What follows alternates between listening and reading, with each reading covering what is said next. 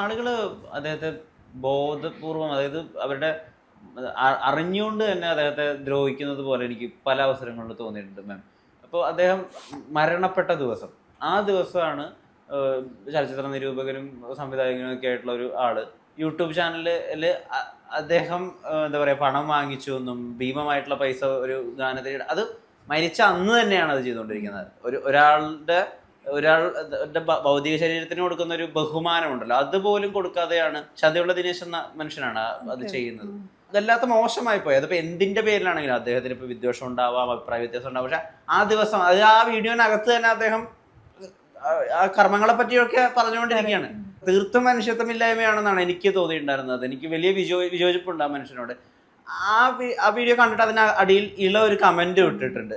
ഇത് എപ്പോഴാണ് അങ്ങനെ ഒരു വീഡിയോ ശ്രദ്ധയിൽപ്പെടുന്നത്? ഞങ്ങൾ പ്രസാദിയൻ്റെ സഞ്ചയനം കഴിഞ്ഞിട്ടാണ് ഇങ്ങനെ, പ്രസാദിയൻ്റെ ഫ്രണ്ട്സ് ഒരുപാടുണ്ട്, അവരെല്ലാവരും എന്നെ വിളിച്ചു, ഇത് ഇങ്ങനൊരു ഇത് ഉണ്ട്, അപ്പം അതിനെക്കുറിച്ച് എന്താ പറയാനുള്ളത്. അപ്പം ഞാൻ പറഞ്ഞു നമുക്കതിനെക്കുറിച്ച് എനിക്ക് വ്യക്തമായും പ്രസാദിയൻ എന്താണെന്നുള്ളത് അറിയാം, പ്രസാദിയൻ്റെ അടുത്ത ആൾക്കാർക്കും അറിയാം.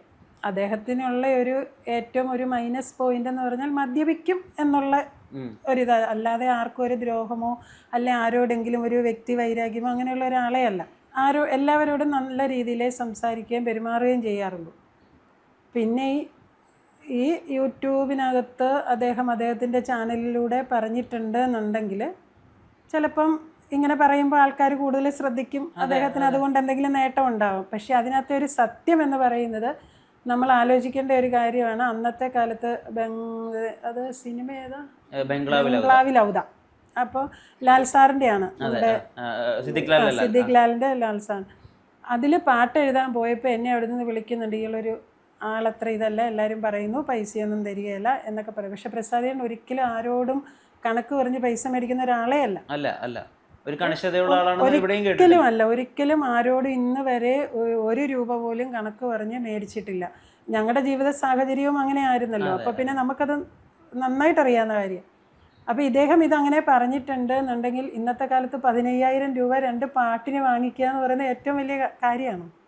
15,000 രൂപ മേടിച്ചു എന്നാണ് അദ്ദേഹം പറയുന്നത്. ഈ 15,000 രൂപ വണ്ടിക്കൂലിയും പോയി കഴിയുമ്പോൾ ഈ 15,000 രൂപ ഒരു നാട്ടിൽ 15,000 രൂപയുടെ വാല്യൂ എത്രയാണുള്ളത് നമുക്കെല്ലാവർക്കും അറിയാം. ഒരു പാട്ട് എഴുതുന്ന ഒരാൾക്ക് ഒരു പാട്ടിനെ ഇവിടെ ഓരോ വ്യക്തികളും എത്രയാണ് വാങ്ങിച്ചുകൊണ്ടിരുന്നത്, അതിൻ്റെ 4/1 പോലും BR പ്രസാദിന് കിട്ടിയിട്ടില്ല. അത് ഞങ്ങൾക്ക് ഉറപ്പായിട്ട് പറയാം. വേണേൽ നമ്മളിത് പറയുമ്പോൾ ആൾക്കാർ കമൻറ്റ് ചെയ്യും നിങ്ങളറിയാൻ, ഒന്നുമല്ല. എത്രയാണെന്ന് പറഞ്ഞാലും എത്ര ഇതിൽ ആണെന്ന് പറഞ്ഞാലും അദ്ദേഹത്തിൻ്റെ പ്രതിഫലം ഞങ്ങളുടെ അടുത്ത് പറയാറുണ്ട്.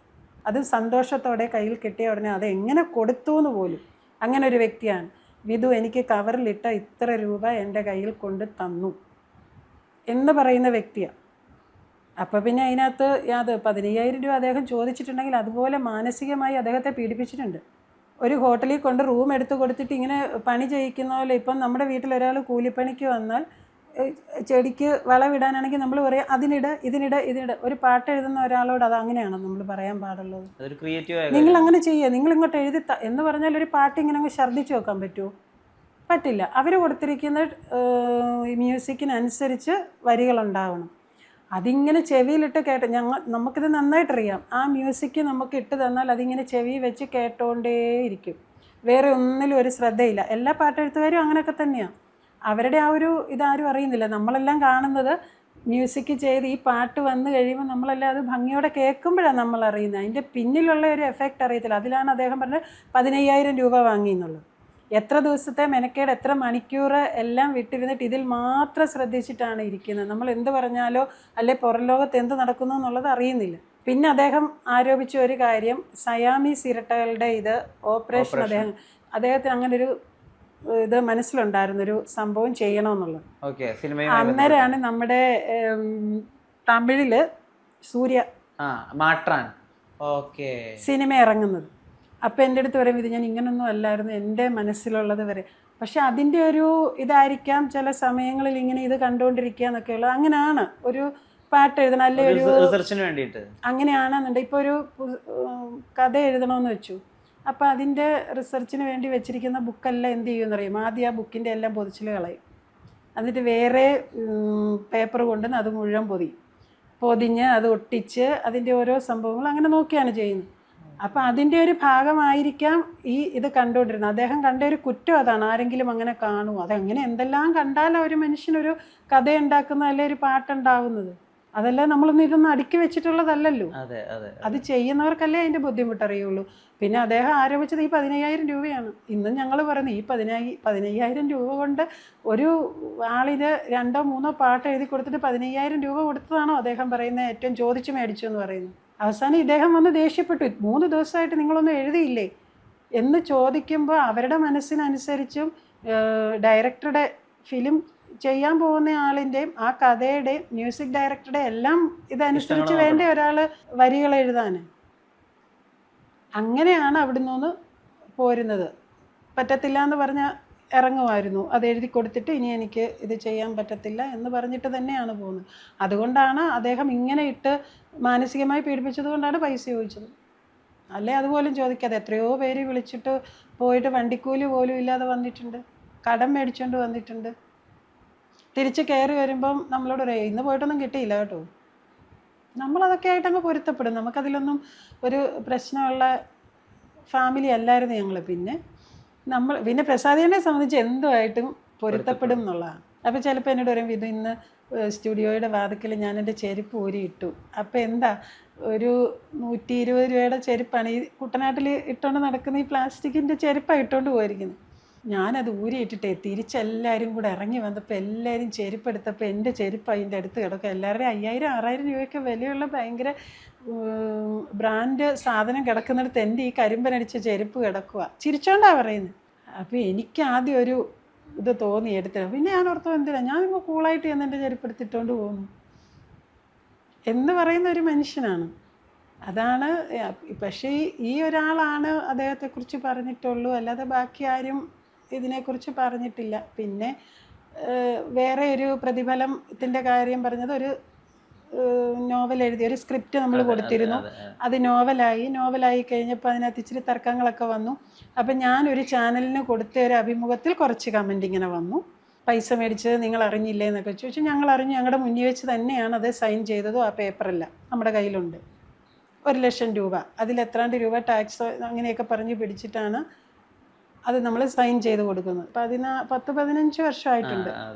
അത് ഇതുവരെ സിനിമയായിട്ടില്ല. അപ്പോൾ ഇത്രയും ചന്ദ്രോത്സവം അതിലും എന്തെല്ലാം പ്രസാദിയേട്ടൻ മരിച്ചു കഴിഞ്ഞപ്പോൾ എന്തെല്ലാം പറഞ്ഞിട്ടുണ്ട്. നമ്മളതിനെയൊന്നും അവർ വീണ്ടും വിളിച്ചിട്ട് പറഞ്ഞു നമ്മൾ എഴുതി കൊടുത്താൽ ആ പൈസ തരാം. അപ്പം പ്രസാദിയേട്ടൻ ജീവിച്ചിരുന്നപ്പോൾ അത് നമുക്ക് കിട്ടിയിട്ടില്ല. അദ്ദേഹത്തിന് മരുന്ന് മേടിക്കാൻ വരെ ഞങ്ങൾ ഒരുപാട് ബുദ്ധിമുട്ടിയിട്ടുണ്ട്. അപ്പോൾ പോലും ആ പൈസ കിട്ടാത്തത് കൊണ്ട് ഒരിക്കലും നമ്മളത് വേണ്ട എന്ന് വെച്ചത് പിന്നീട് നമ്മളത് മേടിക്കുന്നത് ശരിയല്ല. പിന്നെ അദ്ദേഹം ഒരുപാട് സഹായിച്ചിട്ടുണ്ട് എന്ന് പറഞ്ഞു. പ്രളയ സമയത്ത് അദ്ദേഹം 50,000 രൂപ കൊടുത്തിട്ടുണ്ടായിരുന്നു. പക്ഷെ ആ പുസ്തകത്തിലൂടെ അദ്ദേഹത്തിന് തിരിച്ചു കിട്ടിയിട്ടുണ്ടല്ലോ. അദ്ദേഹം സ്ക്രിപ്റ്റിന് വേണ്ടി കൊടുത്ത പൈസയും ഈ പ്രളയത്തിന് ഞങ്ങളെ സഹായിച്ചിട്ടുണ്ട് എന്ന് പറയുന്ന 50,000 രൂപയും ഇതുമെല്ലാം അദ്ദേഹത്തിൻ്റെ ഓപ്പറേഷൻ്റെ സമയത്ത് എന്നോട് വിളിച്ച് ചോദിക്കുന്നു, എൻ്റെ പേര് വിളിച്ചിട്ടാണ് പറയുന്നത്, എന്നെ ഒരു ജ്യേഷ്ഠനായിട്ട് കണ്ടിട്ട് എന്ത് സഹായം വേണേലും ചോദിച്ചോ എന്ന് പറയുമ്പം പോലും നമ്മുടെ കയ്യിൽ ആ ഓപ്പറേഷനുള്ള കാശുണ്ടായിരുന്നു. ഓപ്പറേഷൻ കഴിഞ്ഞ് ഇപ്പം വേണ്ട ചേട്ടാന്നാണ് നമ്മൾ അന്നേരം പറഞ്ഞത്. പക്ഷെ അദ്ദേഹം അതൊന്നും ഓർക്കാതെയാണ് ഒരുപാട്. എന്ന് വെച്ചാൽ നമുക്ക് വിരോധമോ ഒന്നുമില്ല. പലരും എന്നെ വിളിച്ചിട്ട് പറഞ്ഞു ഇങ്ങനെയൊക്കെ ഇത് ചെയ്യുക, അവരോടിത് നമുക്കത് വേണ്ട. എന്നാന്ന് വെച്ചാൽ അത് ഞാൻ ആയിട്ടുള്ള ആ ഒരു ഇൻ്റർവ്യൂവിൻ്റെ താഴെ വന്ന ഒരു കമൻ്റ് ഇട്ടിരിക്കുന്ന 2 പേര് അദ്ദേഹത്തിൻ്റെ അടുപ്പമുള്ള ആൾക്കാർ തന്നെയാണ്. അപ്പോൾ ആ കമൻ്റ് അങ്ങനെ വരുമ്പം പിന്നീട് ഞങ്ങൾ മാർഗമില്ലാതിരുന്നാൽ പോലും ആ പൈസ മേടിച്ചാൽ എൻ്റെ ഭർത്താവിൻ്റെ ആത്മാവ് അത് സഹിക്കത്തില്ല. അതുകൊണ്ട് ഇനിയിപ്പം നമുക്കതിൻ്റെ ആവശ്യമില്ല. ആവശ്യം ഉണ്ടായിരുന്ന ഒരു സമയം ഉണ്ടായിരുന്നു. ഈ ഒരു ദിവസം ഏകദേശം 1.5 ലക്ഷം രൂപയോളം ചെലവ് വരിക, ഒരു ദിവസവും ഓരോരോ അവയവങ്ങൾക്ക് ഓപ്പറേഷൻ, എങ്ങനെയാ പിടിച്ചു നിന്നത്? മനസ്സിനെങ്ങനെയാ കരുത്ത് കിട്ടിയിരുന്നത്? അതിൻ്റെ അകത്ത് ഇവിടെ നിന്ന് പ്രസാദിയേട്ടൻ നമ്മൾ ഈ ഒരു പ്രോഗ്രാമിന് വേണ്ടി പോയതാ, ഒരു വൃശ്ചിക മാസത്തിൽ. അപ്പം ശബരിമലയിലെ ഒരു പ്രോഗ്രാം ചെയ്യാൻ വേണ്ടി പോയതാണ്. പക്ഷെ പോകുന്ന വഴിക്കാണ് ഈ ഒരു പ്രോബ്ലം ഉണ്ടാകുന്നത്. ട്രിവാൻഡ്രത്തു നിന്ന് പെട്ടെന്ന് ജൂബിലി ഹോസ്പിറ്റലിലാണ് ആദ്യം പോകുന്നത്. അതവിടെ പറ്റത്തില്ല എന്ന് പറയുമ്പോൾ അവർ പെട്ടെന്ന് കിംസിലേക്ക് കൊണ്ടുപോട്ടെ എന്ന് എന്നോട് ചോദിക്കുന്നു. അപ്പോഴും നമുക്കിതിൻ്റെ പെട്ടെന്നൊന്നും എനിക്ക് അറിഞ്ഞുകൂടായിരുന്നു ഇതാണ് സംഭവം. വയ്യാതെ വന്നു എന്നുള്ളത് പറയുമ്പോൾ എൻ്റെ ഇത് മുഴുവൻ ഷുഗർ താന്നു പോയി കഴിയുമ്പോൾ ഒരു പ്രശ്നം ഉണ്ടാകും, നേരത്തെ ഉണ്ടാകാറുണ്ട്, അങ്ങനെ ആയിരിക്കും എന്ന് വിചാരിക്കും. 2000 രൂപയും കൊണ്ടാണ് ഞാൻ ഇവിടെ നിന്ന് പോകുന്നത് കിംസിലേക്ക്. അവിടെ ചെല്ലുമ്പോൾ ഒരു വിളിച്ച് പപ്പേട്ടനുണ്ട്, ഏഷ്യാനെറ്റിലെ സുനിലുണ്ട്, അവരെല്ലാവരും ഉണ്ട്. അവരെല്ലാവരും നിൽക്കുക. പിന്നെ ഞങ്ങളുടെ നാട്ടിലുള്ള പ്രസാദിയൻ്റെ ഒരു സ്റ്റുഡൻറ്റ്, അദ്ദേഹം ഒക്കെ ഉണ്ട്. പക്ഷെ അപ്പോഴും നമ്മൾ അറിയുന്നില്ല, നമ്മളവരോടെല്ലാം ചിരിച്ച് വർത്താനം പറയാം എല്ലാവരെയും കണ്ടു കഴിഞ്ഞപ്പോൾ. അത് കഴിഞ്ഞിട്ടാണ് അറിയുന്നത് ഇത്രയും പ്രശ്നമാണെന്നുള്ളത്. അതറിഞ്ഞതിന് ശേഷം നമുക്ക് എന്ത് ചെയ്യണമെന്നൊന്നും അറിയത്തില്ല. പിറ്റേന്ന് രാവിലെ അവർ ഇത്ര രൂപ അവിടെ കെട്ടി വയ്ക്കണമെന്ന് പറയുന്നു. അപ്പോൾ രാജീവ് ഏട്ടൻ, ടി കെ രാജീവ്കുമാർ വിളിക്കുന്നു. രാജീവ്കുമാർ വിളിച്ചിട്ട് പറഞ്ഞു, വിധു ഞാനിങ്ങനെ ഇത് കൊടുക്കട്ടെ എന്നോട് ചോദിച്ചിട്ടാ. അപ്പം ഞാൻ ചോദിച്ചു, രാജീവേട്ട എങ്ങനെയാണ് ഇതിൻ്റെ, എനിക്കിതിനെക്കുറിച്ചൊന്ന്, നമ്മളിപ്പോൾ നമുക്ക് ഉള്ളിലൊരു ഒന്നുമില്ല, ഒരു ശൂന്യമായൊരവസ്ഥയാണ്, എന്താ ചെയ്യേണ്ടതെന്ന് അറിയത്തില്ലാത്ത. അപ്പം എന്നോട് പറഞ്ഞു, വിധു ഇവിടെ ഒരുപാട് ചിലവ് വരും, അപ്പോൾ ഇങ്ങനെ സഹായിക്കാൻ മനസ്സുള്ള ഒരുപാട് പേരുണ്ട്. അങ്ങനെ അപ്പം ഞാൻ പറഞ്ഞു, രാജീവേട്ടൻ തന്നെ അത് ചെയ്തു, എനിക്കിതിനാലെ ഒന്നും അറിഞ്ഞുകൂടാന്ന് പറഞ്ഞപ്പോൾ രാജീവ്കുമാറാണ് അതിന് മുൻകൈ എടുത്ത് എല്ലാം ചെയ്ത് തന്നതും ഇതുമെല്ലാം എല്ലാ ഇതിലൊക്കെ കൊടുത്തതും. പിന്നെ ഫിലിം ഇതിൻ്റെ ഇതിൽ നമ്മുടെ കല്ലൂർ ശശി സാറ്, വിജയൻ ചേട്ടൻ, അവരൊക്കെ എല്ലാവരും അതിനിത് ചെയ്തു കേട്ടോ. പെട്ടെന്ന് തന്നെ ആ നിമിഷം തൊട്ട് എൻ്റെ അക്കൗണ്ടിലേക്ക് പൈസ വരാൻ തുടങ്ങി. അപ്പോഴും നമുക്ക് ധൈര്യമായി. അപ്പോൾ ഇത് ചെയ്യാൻ പറ്റി, പൈസ അടയ്ക്കാനും പറ്റി, ഇതെല്ലാം ചെയ്യാൻ പറ്റി. പിന്നെ അതിനകത്ത് എനിക്ക് എടുത്തു പറയേണ്ട ഒരു കാര്യം എന്ന് പറയുന്നത്, വിസ്മയ മാക്സ് എന്ന് പറയുന്ന ഇത് ട്രിവാൻഡ്രത്തൊരു സ്റ്റുഡിയോ ഉണ്ടല്ലോ, വിസ്മയ മാക്സ്. അതിനകത്തെ ഷൈബു മുണ്ടക്കൽ എന്ന് പറയുന്ന ഷൈബു സാറിനെ ഒരിക്കലും ഞാൻ പറഞ്ഞില്ലേ, ഒരു ജീവിതത്തിൽ എനിക്ക് മറക്കാൻ പറ്റാത്ത ചില വ്യക്തികളാണ് അതൊക്കെ. ഈ ദൈവം എന്ന് പറയുന്നത്, നമ്മൾ പറയുമല്ലോ ദൈവം എന്നൊക്കെ പറയുന്ന ചില ആളുകളുണ്ട് എന്നുള്ളത്, പ്രേംകുമാർ, സുരേഷ് ഗോപി, ഇങ്ങനെ ഒരുപാട്, ഞാൻ ആരെങ്കിലും വിട്ടുപോയിട്ടുണ്ട് അതെനിക്ക് അറിഞ്ഞൂടാ, പക്ഷെ എന്നാൽ ഒരുപാട് പേര്. അപ്പോൾ അതിൻ്റെ അകത്ത് ഇങ്ങനെ ആ ഹോസ്പിറ്റലിലെ ഡോക്ടർമാർ എല്ലാവരും നല്ല രീതിയിൽ, അവിടുത്തെ ജീവനക്കാർ എല്ലാം നല്ല രീതിയിൽ, ഇങ്ങനത്തെ സെക്യൂരിറ്റി വരെ, അകത്ത് കിടക്കുന്ന ഇന്ന ആളാണെന്ന് അറിഞ്ഞ നിമിഷം നമ്മളോട് കാണിക്കുന്ന ഒരിത് ഞങ്ങളോടല്ലല്ലോ, പ്രസാദിയേട്ടനോടുള്ള ഒരു ബഹുമാനമല്ലേ ആ കിട്ടിയത് മൊത്തം. പിന്നെ ആ പൈസ അങ്ങനെ വന്നു. അങ്ങനെയാണ് 10-20 ലക്ഷത്തിന് മേളിലുള്ള നമുക്ക് പല ഇതിലായി ചിലവായി. അതെല്ലാം ഇങ്ങനെ വന്ന് കിട്ടി. 50 രൂപ ഒരാൾ 50 രൂപ ഇട്ടിട്ട് അതിൻ്റെ അടിയിൽ ഇങ്ങനെ എനിക്കൊരു കുറിപ്പിട്ടിരിക്കുന്നു, ചേച്ചി ഞങ്ങൾക്ക് ചേട്ടനെ തിരിച്ചു തരണം. എന്നെക്കൊണ്ട് ഒരു നിവൃത്തിയില്ല, ഞാനിപ്പോൾ പഠിച്ചുകൊണ്ടിരിക്കുകയാണ്, എനിക്ക് എൻ്റെ ചിലവിന് തരുന്നതിൽ നിന്ന് എനിക്ക് മിച്ചം പിടിക്കാൻ പറ്റുന്നില്ല, അങ്ങനെ എനിക്ക് പക്ഷേ ഇതിലേക്ക് എന്തെങ്കിലും ചെയ്യണം, അങ്ങനെയെന്ന് പറഞ്ഞൊരു കുറിപ്പ് ഇട്ടിട്ടാണ് ഈ 50 രൂപ എനിക്ക് ഗൂഗിൾ പേ ചെയ്യുന്നത്. അങ്ങനെ ഒരുപാട് പേര്. പിന്നെ ഞാനിങ്ങനെ ഒരു ഇതിലിങ്ങനെ ഗൂഗിൾ പേ ഇങ്ങനെ എടുത്ത് നോക്കുമ്പം കുഞ്ചാക്കോ ബോബൻ എന്ന് കിടക്കുന്നു. പക്ഷെ ഇന്ന് വരെ എനിക്കും അറിഞ്ഞുകൂടാ കുഞ്ചാക്കോ ബോബൻ, നടൻ കുഞ്ചാക്കോ ബോബനാണോ ആയിരിക്കണം, ആരാണ് ചെയ്തത്, ഇന്ന് വരെ അദ്ദേഹം ഒരിടത്ത് പറഞ്ഞിട്ടോ ഇതോ ഇല്ല. അദ്ദേഹം തമ്മിലൊരു ബന്ധമുണ്ടല്ലോ, അദ്ദേഹം ആ പൈസ ഇട്ട് അദ്ദേഹം ആയിരിക്കാം, ആയിരിക്കും. അപ്പോൾ ഇങ്ങനെ അവരുടെ എല്ലാം എത്രയോ ആൾക്കാർ നമുക്ക് സപ്പോർട്ട് ചെയ്തു, സാമ്പത്തികമായും മാനസികമായും എല്ലാം. എൻ്റെ കുടുംബത്തെ ഒരുപാട് ചേർത്ത് നിർത്തി. അവരോടെല്ലാം ഞാൻ ഒരിക്കൽ പോലും നന്ദി പറഞ്ഞിട്ടില്ല. എന്നു വെച്ചാൽ പ്രസാദിയേട്ടൻ പറയുന്ന ഒരു വാക്കുണ്ട്, നമുക്കൊരാളൊരു സഹായം ചെയ്ത് കഴിയുമ്പോൾ താങ്ക്സ് അല്ലെ നന്ദി എന്ന് പറയുമ്പോൾ അവരെ അകറ്റുക എന്നുള്ളതാണ് അതിനകത്ത്. ആ ഒരു നന്ദി പറഞ്ഞ് അകറ്റേണ്ട ആൾക്കാരല്ല നമ്മളെ ആപത്തിൽ സഹായിക്കുന്നത്.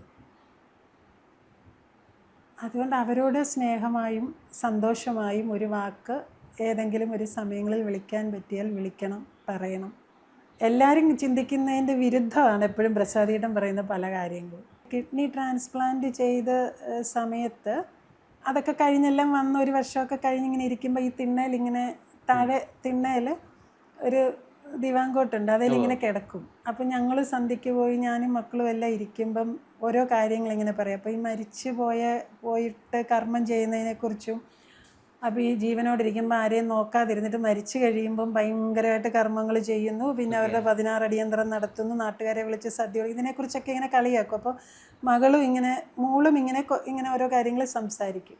അപ്പം അങ്ങനെയാണ് അന്നേരമാണ് പറയുന്നത്, ഞാൻ മരിച്ച ഒരു കർമ്മവും ചെയ്യല്ലേ, നിങ്ങൾ എന്നെ മാവ് വെട്ടി ദഹിപ്പിക്കണം. അതിപ്പോഴത്തെ ഇപ്പം ഇവിടെയൊക്കെ പെട്ടിക്കകത്താണ് ഗ്യാസൊക്കെ വെച്ചിട്ട് പെട്ടിയില്ല ദഹിപ്പിക്കുന്നത്. അപ്പം പറയാം അങ്ങനെ ചെയ്യാൻ പാടില്ല, എന്നെ മാവ് വെട്ടി, നമ്മുടെ പറമ്പിലെ മാവ് വെട്ടി അങ്ങനെ തന്നെ ചെയ്ത് ഒരിക്കൽ എന്നെ ദഹിപ്പിക്കണം, പിന്നെ കർമ്മമൊന്നും ചെയ്യല്ലേ. അപ്പോൾ എന്നെ മോള് പറഞ്ഞു അതൊന്നും നടക്കത്തില്ല അച്ഛാ, കർമ്മം ചെയ്യുക എന്നുള്ളത് മരിച്ചവരല്ല, മരിക്കുന്ന നമ്മളല്ലത് പറയേണ്ടത്, ജീവിച്ചിരിക്കുന്ന ആരാണോ മരിക്കുന്നത് അവർക്ക് വേണ്ടി കർമ്മം ചെയ്യുന്നത് ജീവിച്ചിരിക്കുന്നവർ. അപ്പോൾ അച്ഛൻ അതൊന്നും പറയണ്ട, അച്ഛൻ മരിച്ചു പോയാൽ ഞങ്ങൾ കർമ്മം ചെയ്യും. ചിരിച്ചോണ്ടാണ് ഇവരിങ്ങനെ ഓരോ വിഷയം ഇങ്ങനെ ഓരോ ദിവസം ഓരോന്ന് പറഞ്ഞ്, അപ്പോൾ ഞങ്ങൾ കർമ്മം ചെയ്യും, അതുകൊണ്ട് അച്ഛൻ അതിനെക്കുറിച്ചൊന്നും പറയണ്ടെന്ന് പറഞ്ഞു. അപ്പോൾ എന്നെ ചിരിച്ചോണ്ട് എന്നോട് ഇത് പറയുന്നത് കേട്ടോ, നമ്മളൊന്ന് മരിച്ചു കൊടുത്താൽ മതി, അവർ കർമ്മം ചെയ്യുമോ അവർ ദഹിപ്പിക്കുമോ എന്ത് വേണേലും ചെയ്യും. പിന്നെ ഇത് പറയുമായിരുന്നു, എന്നെ ദഹിപ്പിക്കുന്നിടത്ത് നിറയെ ചെടി വെക്കണം, മരങ്ങൾ വെച്ച് പിടിപ്പിക്കണം, അങ്ങനെയൊക്കെ ചെയ്യാവുള്ളൂ എന്നൊക്കെ പറയുമായിരുന്നു.